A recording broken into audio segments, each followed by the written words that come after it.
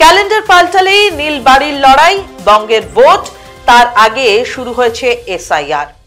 ইতিমধ্যেই আতঙ্কে আত্মহত্যা করেছেন বাংলার একাধিক নাগরিক। আত্মহত্যার চেষ্টায় ব্যর্থ হয়ে হাসপাতালে চিকিৎসাধীন কেউ কেউ।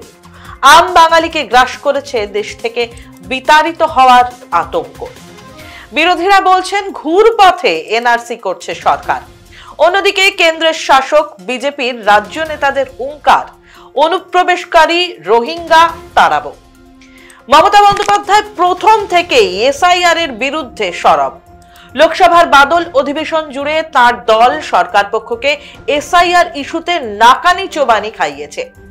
মামলা চলছে শীর্ষ আদালতে। অনর নির্বাচন কমিশন। ঝাড়াই বাছাই তারা করবেনই। ভোটের বাংলায় এসআইআর এর অভিঘাত কতটা?